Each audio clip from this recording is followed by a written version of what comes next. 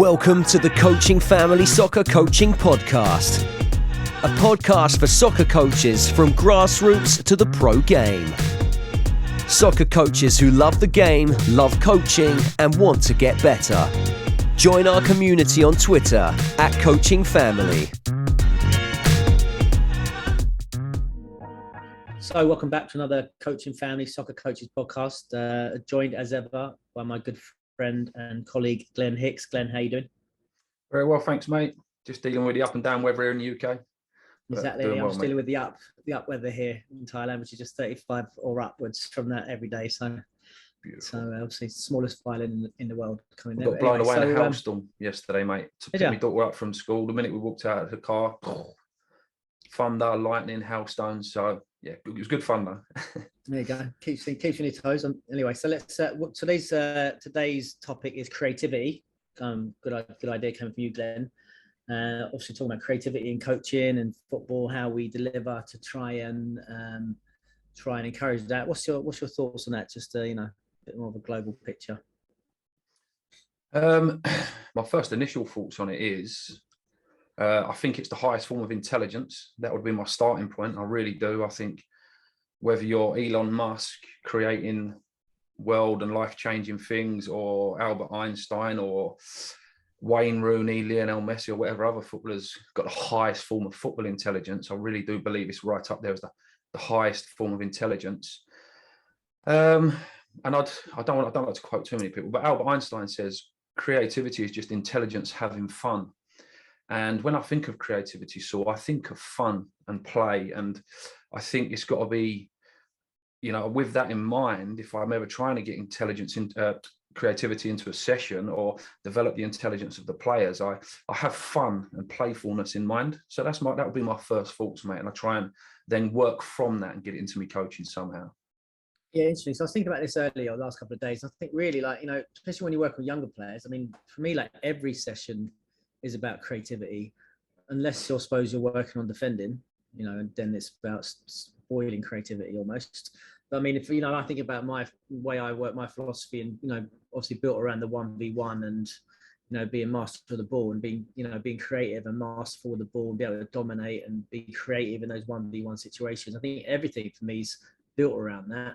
And I suppose it's just about then how you deliver and foster that and and try and be creative in your own sort of process. I've always often I'm critical sometimes, particularly in the youngest age groups, the youngest players, the 8s and 9s, when people are doing defending as a unit and stuff like that. And because I just feel like, especially with the youngest ones, the first set should all be about the individuality, being supporting them on the ball and being that, again, using that creativity word, being spontaneous and having the tools to do that and sort of be those game changer players, if you like.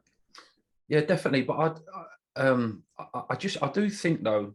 So defending in terms of what we see the other night, Saul, the Man City game against Atletico Madrid is the perfect example of complete polar opposites. But I respect and admire both, because if you're Diego Simeone and you can get a group of men to almost, if you can get someone like João Felix to down his creativity tools and his attacking tools, and he is one of the most exciting, creative young footballers in world football, and you get him to down tools to say, we're going to stop Man City today.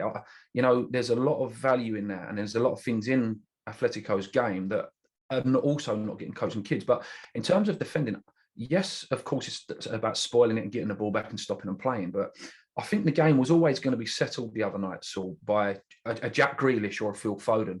The passing and the fantastic rotation and lots of central midfielders on the pitch wasn't quite working. And I think it was always going to rely on that moment from Phil Foden or someone that thinks a little bit differently, that everyone's looking at the same game, but they see a different pass or a different moment in the game. And that was Foden. It was magical to watch. But what I'd say with the defending, Saul, I want to stick on the defending. I think you can deliver defending sessions creatively, and I think you can get children interested in defending more. So for example, I do like a multifunctional kind of like defending practice, where the first one is you've got to intercept a pass, then you've maybe got to block a ball from hitting a mini goal, then you've got to get on the goal line and scramble to clear it off the line. And I think there is creativity involved in some parts of defending when you look at the very best defenders in the world as well. So I'd say as a general thing, creativity is for everybody. And I think it's not a limited resource. I think we have to remember that the more you're creative, the more you develop it. Yeah, I mean, listen, yeah, because look, you could argue, for example, I'm as a defender individual, I'm being creative. I'm signaling going one way and then going to cut it out, or like say I'm trying to get on his blind side. But I mean, reality, there's also as players, defending is like a science, isn't it? Really, when you're breaking it down and coaching, this is how we defend. Absolutely. This is how we defend 1v1, 2v2, 3v3, pressure, cover, balance. We all know how we've been taught to do it on the courses, and that's why you say, Atletico the other night, when you defend properly, they were doing in 2 banks or 5 almost, it's very difficult to break down. That's the science, isn't it? You keep it compact, you keep your spaces, your distances very short, you're all linked, you're connected. And it's up to the attacking player, the creative, the individual, like say the Grealishes or your Fodens, to come on and unlock that spark of that creativity and that genius, isn't it? And that's what I was saying about, with the youngest age groups, we particularly say, with all age groups, what should we be spending more time on? Should we spend more time on, spoiling or creativity, on the individuality or the team? Do you know what I mean? Because like we said before, it's a lot easier for me to coach or play, back 4 to be compact, or back 5, or 2 banks of 4, wherever you want to do it. A lot easier for me to coach that than rather for me to try and coach something. Right, go on then. Can you go and beat that? Beat the press and go and win that 1v2 duel, like 1v3 duel, and unlock that team for us and create that bit of magic, right? Yeah, no, I agree, and I think it takes a lot more work as well. So I think there's misconceptions about what creativity looks like in footballers, especially young footballers. And if anyone's ever been privileged to work with some of the best players in the country, like we have, Saul, I actually think it's a myth about this picture of creativity just sitting around strumming on a guitar and then you just create the best song ever, or a footballer just magically does stuff. I actually think they develop their craft more than anyone, and I think they're the hardest working players at what they do. So Phil Foden, that pass the other night, the little dribble through, first of all, taking it in a phone box, like we say. So he's had the courage, he's had the awareness to get in the pocket in the first place. He's then got the audacity to go at players, even though he's surrounded. The little smuggle of a pass through the legs, even if it's debatable whether it's fluky or what he's put it through the legs. And then there was another one with the outside of the foot. To get to that point, though, Saul, I think he would have attempted this stuff time and time and time again. And maybe we've got to try and find a word to replace the word mistake. So a misplaced pass by Phil Foden, for me, is not a mistake. It's just not a mistake. So when a pass from Phil Foden doesn't connect, I think how we coach that moment determines what Phil Foden comes out at 21, 22, if that makes sense. So they have to work as hard at stuff as anybody else has to work. And it's not just like, do you know what I mean? Laissez-faire coaching, let them get on with it, they'll figure it out. I think it's a craft that really needs to be worked at. Yeah, I suppose it's how you approach your sessions, isn't it? So, for example, when we first learned, it's very much, it was about coaching the mistake and percentages. So, you see a mistake, okay, for example, that Phil Foden pass, it doesn't come off. Oh, well, that's a bit risky. So what could you have done? No, you could have set it back, or you could have gone there. Do you know what I mean? That was the way it was coaching. That was very much how you were supposed to. That's how you did pass your test. Whereas then it's about exploring that, isn't it? And then I suppose then it's the environment you have, because like we say, if you're an under 9s and under 10s coach, you're in an environment where you want to win, it's really deemed to win, and you see a young player do that sort of thing, and it doesn't come off. You say, well, why are you taking that risk there? Why are you giving the ball away when you could play it simple? But then obviously then that comes back to the crux of the matter, doesn't it? If you're playing simple, then you're obviously stunting creativity, isn't it? Do you know what I mean? If you just pop, getting, if it's like the ball's like a hot potato and no one's taking on the responsibility to do it because they don't want to make a mistake, or they see that, or they don't want to be the one letting the team down, then that's your issue. Yeah, absolutely. And it goes back to stuff, it all links up to what we've been saying. So especially in the foundation phase, which we're really passionate about because we spent a lot of our time there with the 6 to 11-year-olds, is you're developing the courage to try this stuff. If what Diego Simeone was doing the other night, or his players were doing, is all about execution, and at the top level, it's all about execution. Before Phil Foden gets to executing that pass, there's 10 or 15 years of exploration and experimenting and trying things. And I think that's where, and what you said there, Saul, is really important about the winning. And I think there's a few things that almost restrict, in general, that restrict creativity. And it is fear. It is that looking at the outcome rather than the intent. You know, you just keep flipping these things on their head, and we come back to the same stuff. It's that being critical of a mistake rather than the 5 amazing things. So Phil Foden the other night, Saul, he has to get in a great position, fantastic movement and awareness. Head must have scanned about 8 times. I think Rio Ferdinand picked up on it, right? So he scanned about 8 times. He's floated into a beautiful position.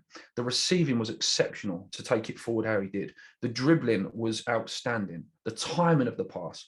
So we've got about 5 things on a checklist that he's already done supremely well. If he misplaces the pass, in general, what tends to happen with coaching is, again, we look at the end product. So instead of saying, you know, applaud the 5 things that he's done, and then maybe just say to the young lad, good try. I see what you tried there. Great intent. Let's have another try. Do you know what I mean? If it becomes stupidity, because there's a fine line between creativity and stupidity. So if a kid's trying to rainbow flick 20 times in a game of football, we have to intervene and we have to coach them. But again, I think there's so many other great things that the young player will do before a misplaced pass or before a missed chip over the goalkeeper. Do you know what I mean? Yeah, I suppose that's the skill of the coach, isn't it? To say, well, actually, I saw that too, you know. Because sometimes as you coach, you don't see it, do you? So what are you doing? What's all that? You know, why are you doing that? You know, why? Sometimes you miss it as well. Sometimes they're, you know, a lot of time players obviously have better solutions that you do. They just can't enact them, isn't it? So I suppose having the, like, you know, awareness or the, you know, the modesty to say, okay, well done, okay, tell me what you're thinking about there. Do you know what I mean? That was, you know, oh yeah, okay, fair enough. The inside ball, maybe the technique. I mean, like you say as well, if it was like, you know, if it's you just like don't want players just shelling the ball, do you? And that's the thing, I suppose. You know, if it's like a long, you know, trying to get those pinpoint passes, it's interesting. I suppose then talking about that, and how do you deliver that? And then this is obviously comes back to many of the old topics about, you know, how do you coach? How do you develop creative players? What sort of, you know, what's your coaching methodology? What sort of practice? What sort of practices are you delivering to get that out? So sometimes it's the same practice, Saul, but in different ways. So I'll give you a real basic starting point. We all know what 75s are, right? And we, you know, it's the gospel. If you just passing the ball with your mate, still see now Premier League players passing the ball to each other before a game. Why? Because 95% of the time they're going to be receiving and passing the ball on the inside of their foot. So we better be conditioning that. But if you take a basic practice like that, Saul, so me and you are 5 yards apart now, and we're doing our 75s. You know, 25 on the right, 25 on the left, inside that. So I work through all the techniques. Great. Get a little bit more creative with that. So say, I don't know, if you wanted to put in your session, we're going to work on, and I've done this quite a lot myself, we're going to work on players' use of their toes. So little toe pokes, little scoops, putting your toes on the ball and receiving it. Now, we just play a different game, so me and you are passing the ball to each other 5 yards away. Okay, guys, first 1 to 20 passes using the sole of your foot near the toes, near the ball of your toes, right? Now we're rolling the ball. We're getting a feel under our toes. I said, okay, then you change it. Okay, next one is, I'm going to, give them a number, after the 6th pass, I'm going to scoop it over your head, Saul. Right, and so I've now got a challenge of actually getting a distance right where I can just lift my toes under it and scoop it over your head. Saul, your challenge is using your toes, because the theme tonight is, guys, we're going to practice using our toes a little bit like the great South Americans do, and the Mavericks do, and the Bergkamp was a genius at, and the Berbatov and these players, right? So now, so when it goes over your head, challenge for you is, Saul, can you watch that ball over your shoulder and kill it on your toes?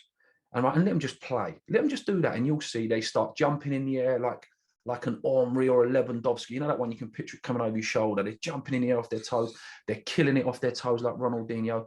Then you might add a challenge. So, okay, if the ball's coming over your shoulder now, who can hook the ball back on their toes? You know them ones like, I think it was Robbie Keane's brilliant at. You know them ones where he just pulls it off his toes or when it's bouncing in the air. You know, now all of a sudden, it's the same practice. So we're still passing to each other. I'm still serving you a pass to go and retrieve, but there's a different outcome. And now all of a sudden, players are practicing using their toes. And again, don't pounce on it every time there's a so-called mistake, or you don't. Just kind of go with the flow, especially if it's stuff that they've never done before.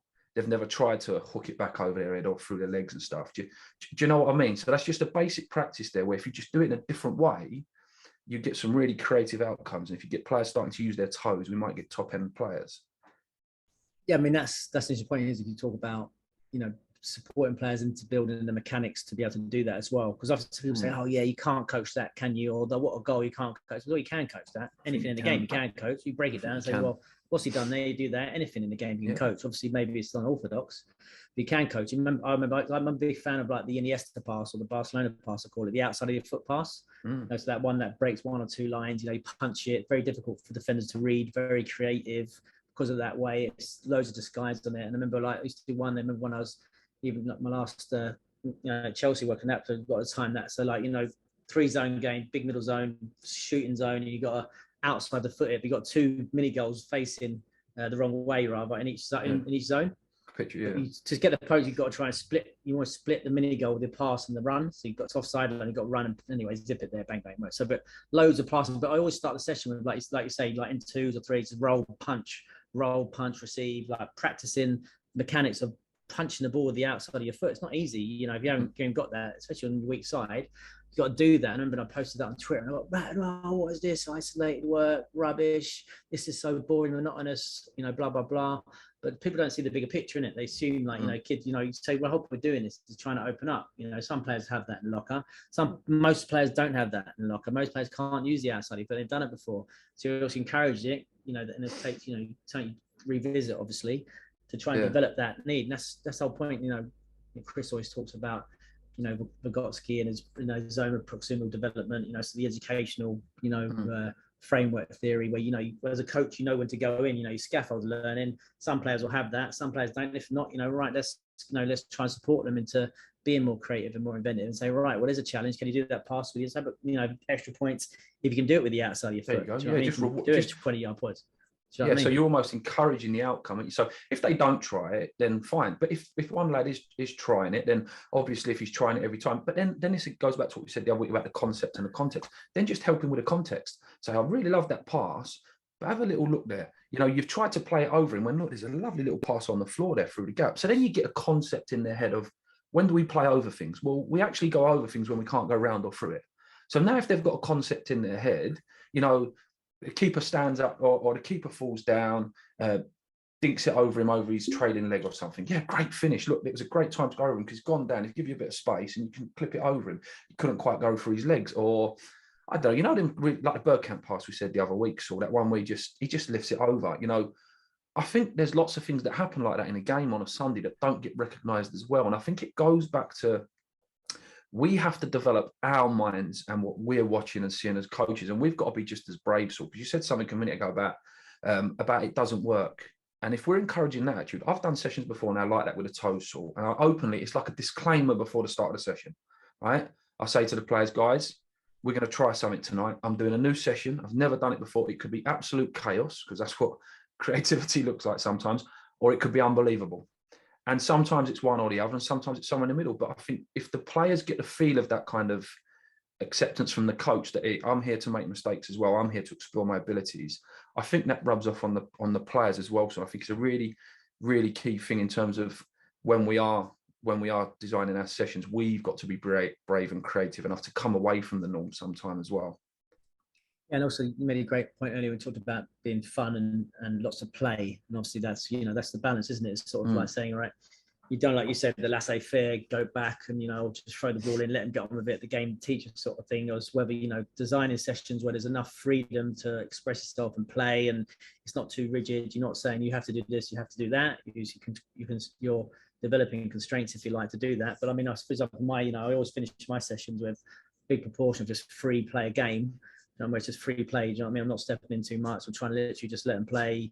And I might just remind them about, principles of possession in terms of height, width, and depth, just to make it, just to make a better game for the younger players. But you want them to have that. You want to have step balance, isn't it? You want the balance of having the fun and the freedom, the play, just letting go in it. But then also, as a coach, when we talked about that scaffold, and when do I go in and when do I go and do it? And I don't want to be, stop, stand still, and it's, we're sitting around here for ages and that one, do you know what I mean? Where the players are just static and bored. Yeah, I totally agree. And sometimes creativity does need discipline as well, though, because if you're a wandering mind and you're quite a creative soul, you can sometimes get lost in your practice or lost in ideas, and having too many ideas is not productive. So I'll give you an example. So for the listeners that are listening, the 3 people I would encourage them to go and read books of or get an idea of creativity as a skill that can be developed, I would say Horst Vine is a hockey and a football coach, and he's just got some terrific ideas. And you know, his strapline was let the game be the teacher, but it wasn't let the game be the teacher in terms of just play the game and then it all works out. Because, you know, we would end up with players by default when really we can get a lot more players by design. And then you've got, for any listeners that listen, you know, go online and Google Sir Ken Robinson if you're not aware of Sir Ken Robinson, and about how schools kill creativity. There's a wonderful thing online. And the last person I would say as well, Saul, is a guy called Edward de Bono, and he's about thinking and thinking as a skill. And again, when you look at some of the best footballers like Wayne Rooney, you know, academically, probably not the most intelligent guy, but he probably could have been, but he just weren't interested in it. Football was his interest. But in terms of a thinking brain and unbelievable, an unbelievable football brain, and had that creativity, you know, even from, you know, the one where he was arguing with a ref and then he smashes a volley. And when you're talking about instinctive creativity, or the overhead kick against Man City. Oh, when he did his Zidane on Zidane in the Euro, Zidane, yeah. First broke free. That's like Zidane's just wow. That's creativity and notchiness and bravado at its highest. Yeah, and what was he, 18, wasn't he? Yeah, exactly. Young, he said, "Oh no, I'm the best player at this tournament." Do you know what I mean? He just bossed everybody. Yeah, so if we work back from that, and I'm not saying we can all create a Wayne Rooney because you know he's a generational player, but I think we can create more than what we do, and there's a lot of things that can be developed. And the reason I'd encourage people to watch or study them people that are masters of thinking and creativity and stuff, is because a lot of them are saying the same thing, Saul, in terms of fear is the enemy of creativity. But I think there's things in there as well, so about it's a skill that we all have, and it can be developed, it can be crafted, and unless we're creating practice as coaches to allow it to come out, then I would say, how are we going to develop it?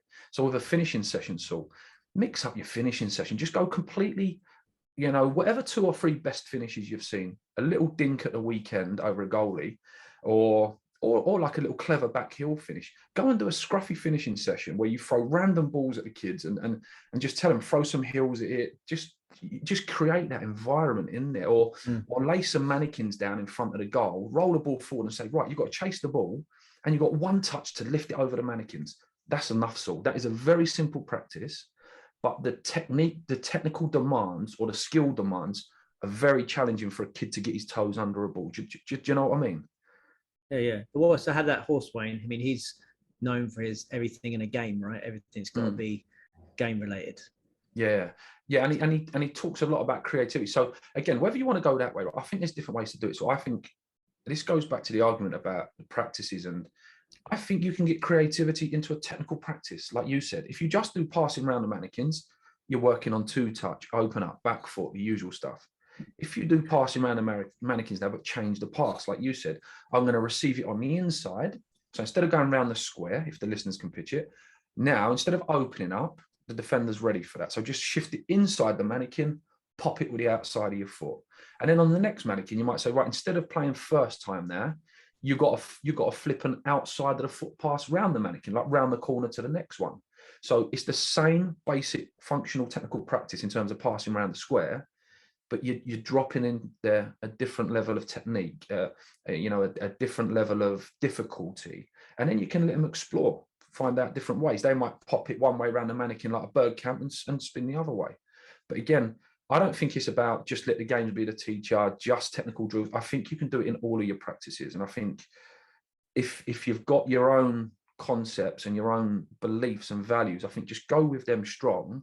But creativity, if you want to develop creativity, it has to be allowed to come out in your session. We have to be designing sessions that allows it to come out. Yes, that, like I said, that balance we talk about a lot, isn't it? It's like when, think about what do we need if we're working particularly in an elite environment, what the tools the players need to be successful at the highest level.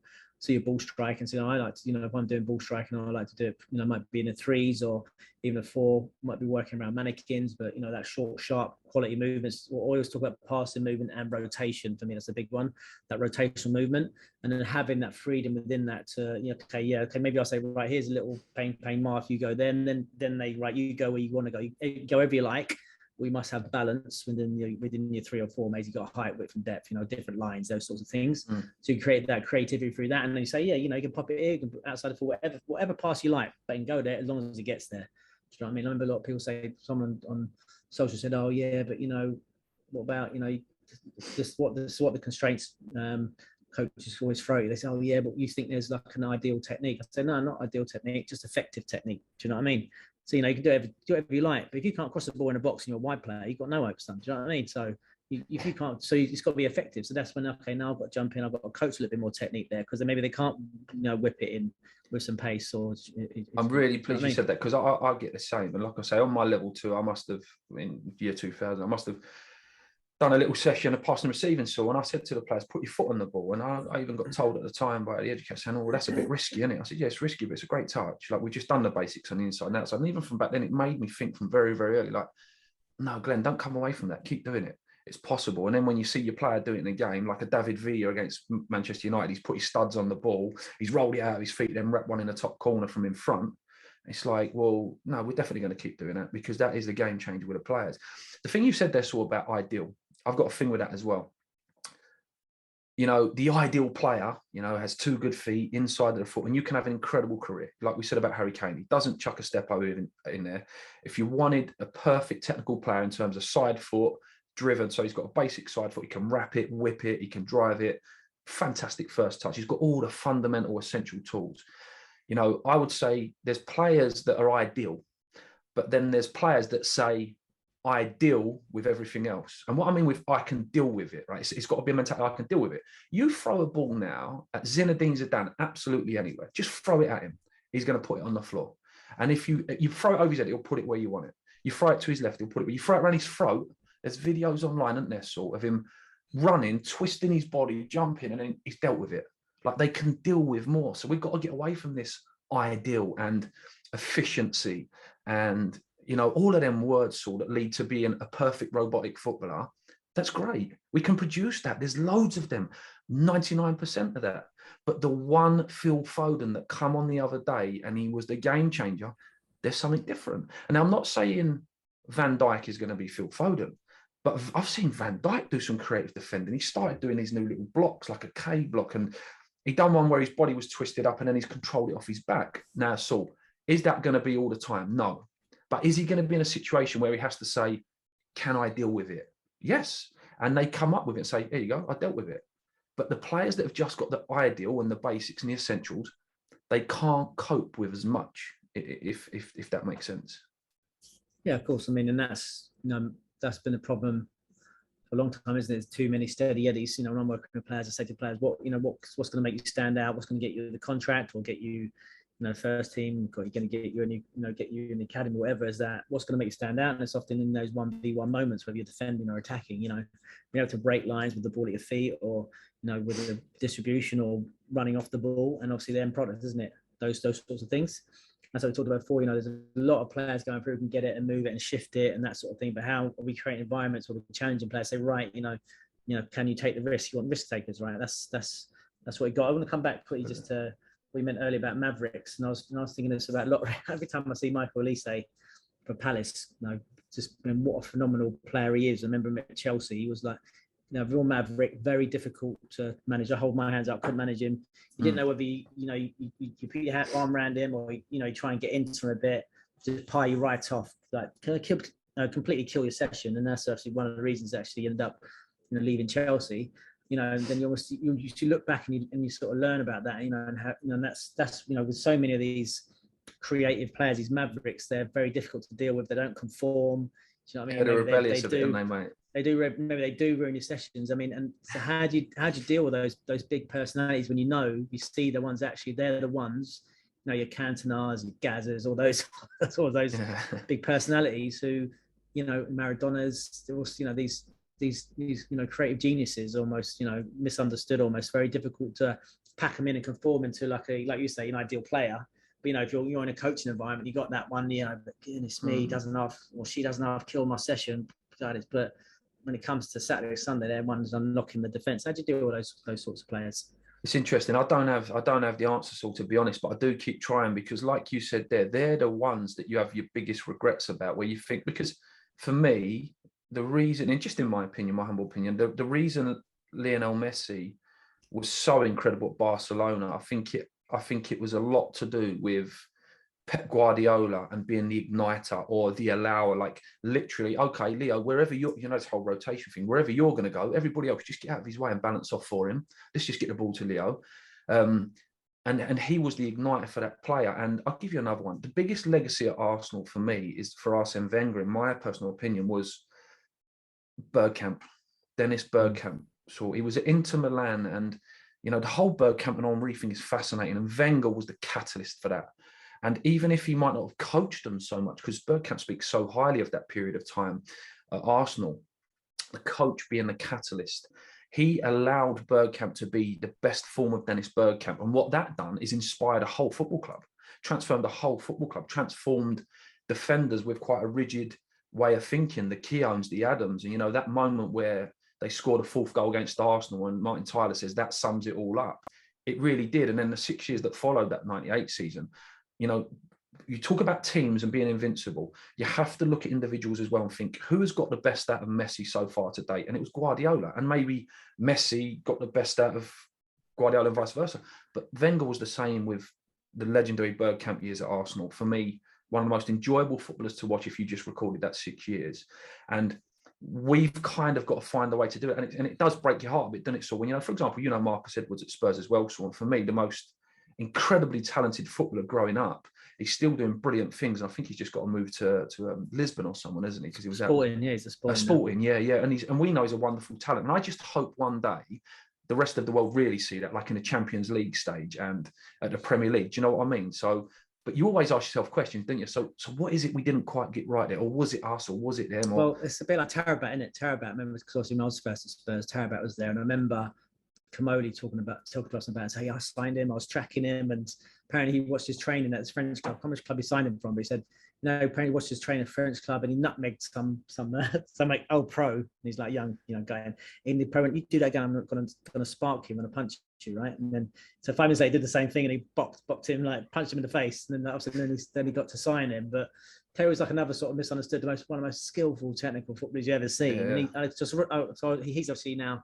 He's in Portugal as well now. He was just talking recently about maybe that his regrets are maybe he didn't take things more seriously and had the mentality and stuff and he could have kicked on more.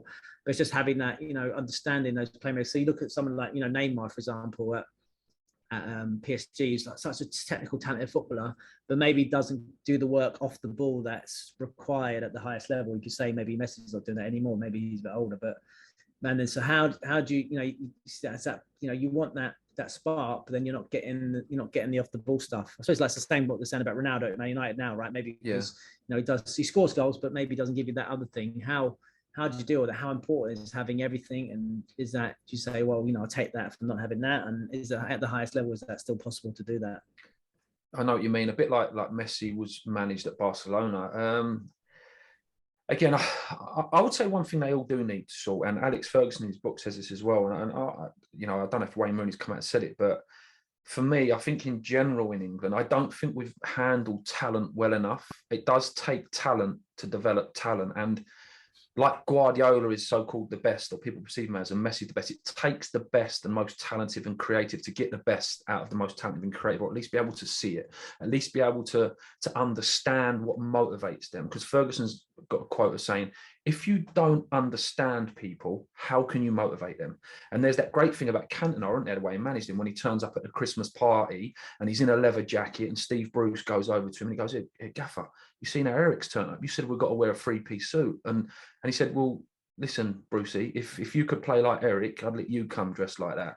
But again, that's genius, isn't it? And I think, but also I think he's brilliant at giving them discipline. So if you said to me, what does genius need? It needs a bit of discipline, because if you let Gascoigne come to London and play for Tottenham, you got carnage on your hands. He's going to be in every nightclub, and do you know what I mean? Rolling out of every nightclub. But if Wayne Rooney, the best thing he'd done is move to Manchester United because Ferguson gave him discipline. Ferguson gave him a straight line that said, you can express yourself how you want to, but if you do this.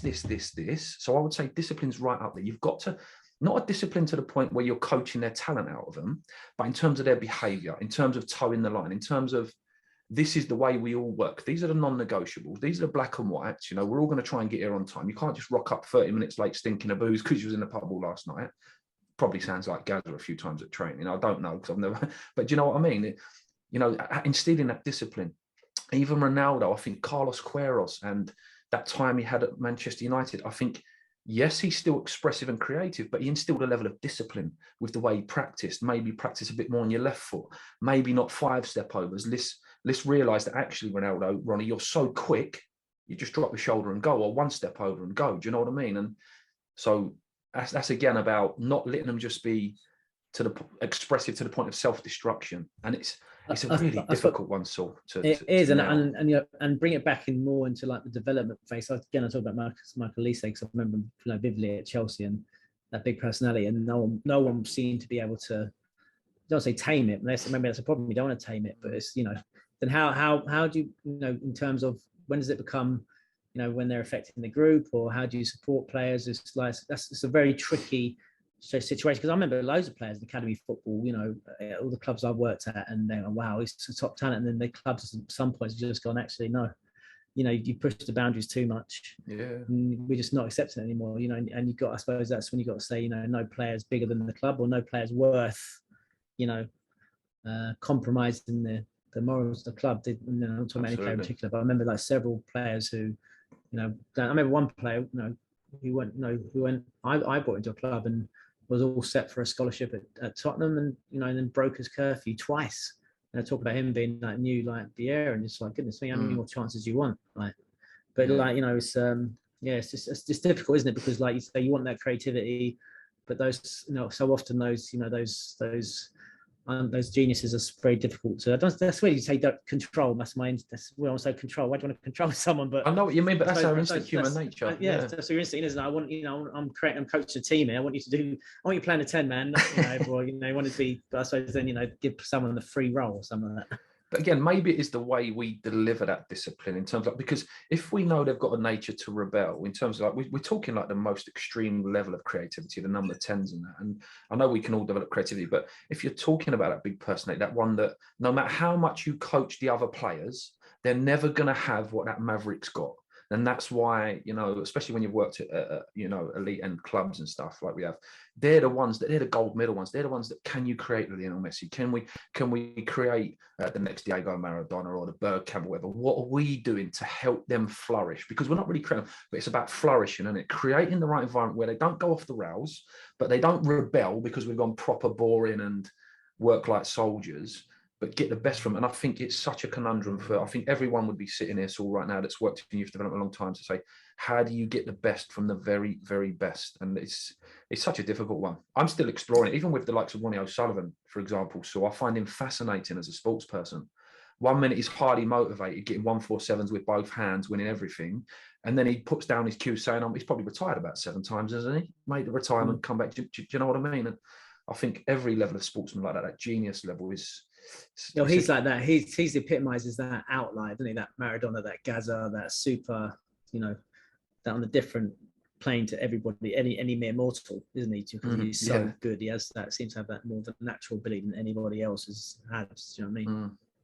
But again, he testifies, he says about natural ability. So I think he's one of the most practiced. He tells stories about from 5-6 years old, his dad putting him on beer crates. And just, why is he good with both hands? Well, because from 7 or 8 years old, he was practicing putting the cue in both hands. So 10, 12 years of that level of practice, and he's probably, you know, chipped a few tablecloths in his time, but, you know, he was doing it from a long time. So yes, there's a level of genius, or, you know what I mean? He's got a certain personality about him, but the craft that's gone in to be able to get a 147 or a century breaks on both hands is the same level of craft that's gone into getting a perfectly 2-footed footballer like Cristiano Ronaldo. Do you know what I mean? Both geniuses. But I'd say what separates Messi and Ronaldo from all the others, even Ronaldinho should have won the Ballon d'Or maybe 5 or 6 times. Why didn't he? Maybe it was the discipline. Maybe it was having that extra mindset of that professionalism. Maybe it is that mindset. So maybe that's what we've got to coach a bit more and encouraging them possibly. And think about it as well then, so come back to that one. I mean, so again, what we deliver in, you know, we look at, for example, most academies will have similar sorts of, you know, tactical cycles, you know. So maybe it's like, you know, you do like playing out from the back, playing through the middle, playing through the final third, do you know what I mean? And then maybe going, you know, defending that, but then do like maybe 3 out of possession weeks, that sort of thing, those topics. Is that really conducive to creativity and individuality Do you know what I mean? Or is that just, okay, is that a fallback? Is that a fallback saying, just, this is what we do? Yeah, no, I know what you mean. Chris Ramsey said something at one of our in-services once saw that really stuck with me about, he even said that him and maybe others have been guilty of doing it. We've maybe rubber stamped right back as a right back in an old school functional way, and through our coaching maybe we've limited them, and that's why we ain't created a Danny Alves, do you know what I mean, or that top level right back. And he said something about it's like stamping the cat or whatever, and he said that's what we've got to try and fight. That's our instincts to do that. But I think the more you create a curriculum and straight line framework, I think the more you've got potential to stifle creativity. And I think that goes for coaches as well. I think there's nothing more frustrating as a coach, and I've experienced it myself a hell of a lot. And I'll be honest, especially in an academy environment, not where I'm working now, because we have a framework, but you're allowed to coach, go and deliver within that framework. So if we're working on creating overloads through 1v1 domination, of course we want to win the 1v1 to create a 2v1 or a 3v2, but how you do that really is up to the coach's creativity. How you deliver that and what area of the pitch and what is up to your creativity. So I think it's important that coaches are allowed to express themselves as well. I don't like the idea of coach education, that old standing on the side of a clipboard waiting for you to foul. Let's be honest, waiting for you to foul and probably do something differently, and because it don't quite fit in the mind of the coach educator that's watching you. So I just think we've got to be the example that we want our players to be as much as possible in our coaching as well. Do you know what I mean? In terms of our session design, in terms of meeting the needs of all the players, from the maverick to the absolute soldier that's going to be a warrior and just as important in the team.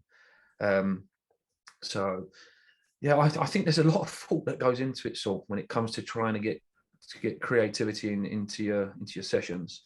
Yeah, I think it's a good point there, because we talk about, we would put the onus on the players in this discussion, but I just mentioned that the coaches, as coaches, how creative are we with our sessions, and how many opportunities do we get to be creative? Are you at a club where they say, right, you got to do this, you got to do that, when you do this, then, and I've also kids, I don't know, I don't know, well, I can say that now. I wouldn't work at a club where they'd say, do this, do that, do that, do that. You maybe got a framework. You need the individual creativity as a coach to say, well, I want to deliver this, and this is how I see that particular thing, right? Rather than got to do this at this particular time, that sort of thing. And I think that's very, not sure about that, but like I say, we want to show, be an example to our players, in an environment where the coach has no creativity at all. So how do you as a coach be creative with your sessions and with your delivery and that sort of thing? Well, I would say the thing I said about the players, so, one of the best, it will always will be for the rest of my career. I've been coaching about 23 years. I think the first 10 years of my coaching will always be the most important and most enjoyable 10 years of coaching I have ever had, because I had 2 or 3 fantastic mentors that done a few things. They allowed me to take responsibility. So from 17, 18 years old, I was coaching 3 and 4-year-old toddler footballers. I then was going into schools with 5 and 6-year-olds, then done like lunchtime sessions with 7, 8. And I probably worked right up all through primary schools in Newham. I also done secondary schools, and I never had anyone watching over my shoulder saying, you've got to do this, you've got to do that. I made lots of mistakes, still do to this day. If I'm not making mistakes, I'm questioning myself. I don't deliberately want to make mistakes, but if we're trying things and we're trying to develop and create new stuff and move to new limits and stuff, you're going to make mistakes. So I think that whole freedom thing, that's important. I think whatever club you're working at, especially if you're running a Sunday league club, for example, so I think you've got to understand your coaches are different as well, and we're all going to do things differently. And you've got to have that maverick coach, or just allow expression and development. And don't go with this one hat fits all. This is the curriculum. This is how we do it. You can have a curriculum. If you say, right, our football club is just going to be, you must have tons of 1v1 stuff in there. That's brilliant. Even if you don't coach and you just do loads of 1v1 games, you're going to produce some fantastic players. But then, so again, I don't think it matters what you're coaching. I think it's how you're coaching and how many different types of coaching experiences, and that's going to help your players. Because I could genuinely say, so I can't talk about the elite. And listen, I've never worked in a Premier League first team. I've never worked in a Premier League professional development phase. I have worked at a Premier League academy. I have worked with 3 and 4-year-old footballers. Players, you call them footballers, they're just young kids. And I used to play some fun games. I never said any coaching terminology.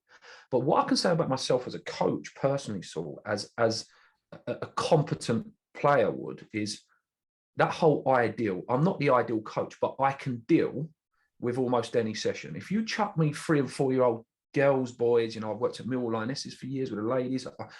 I can deal with coaching a group of players. I could put on a session for almost any group of players. Do you know what I mean? And I think as coaches, we've all got to do that as well. So a good thing would be maybe get coaches to work at different age groups as well. If you're running a grassroots club, don't just do under 10s, do under 11s. If you want to be a specialist under 10s, great. Don't work with just boys, work with girls. Do you know what I mean? Don't just do elite end, do grassroots, do a bit of both. Develop your skills as much as possible, because the more tools you have, the more you're going to be able to give and develop your training sessions with the players as well. Interesting. I think if I'm thinking about one last point from me, would be just to think about the individual. Do you know what I mean? Like I say, is that coach the individual, give the individual as much opportunity to be expressive and get on the ball, and come back to that same old thing about you mentioned there, 1v1 domination play. If you've got players who can dominate 1v1 and be creative in that, that's going to make your team, you know, much more successful. And going to give those players much more a chance to be successful later on in their career, whether they want to play, you know, college or be a pro or just, you know, be a better player.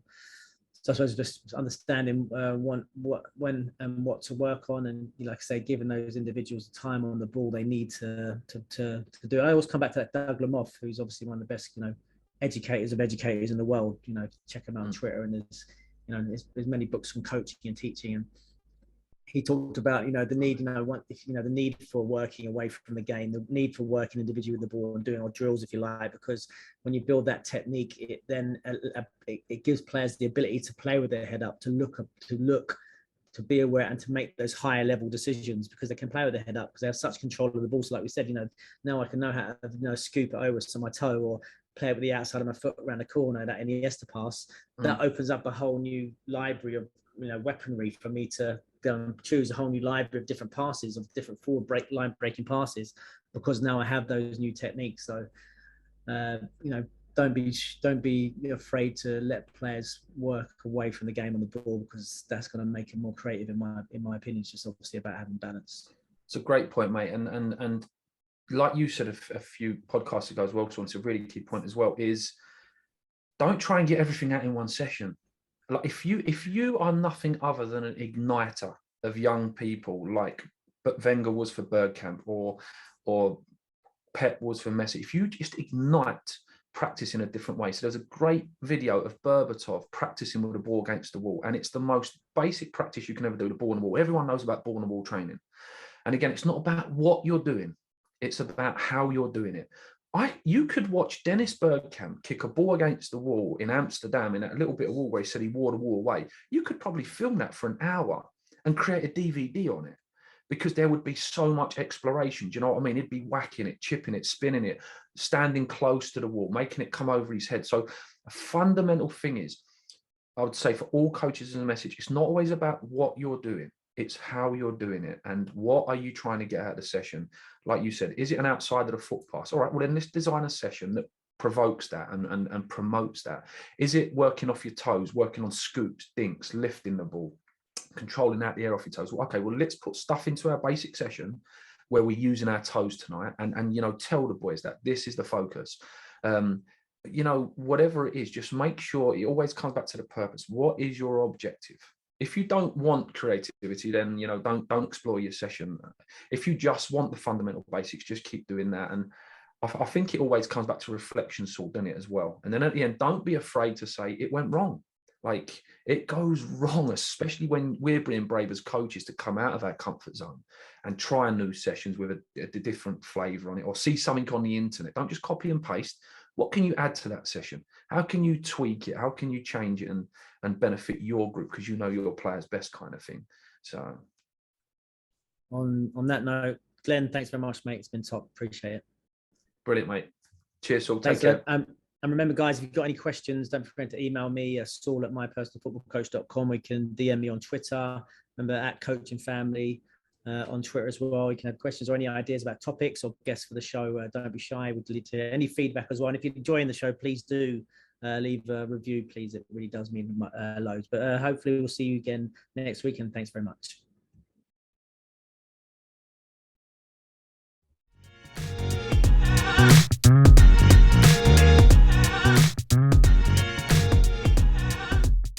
Welcome to the Coaching Family Soccer Coaching Podcast, a podcast for soccer coaches from grassroots to the pro game. Soccer coaches who love the game, love coaching, and want to get better. Join our community on Twitter @CoachingFamily.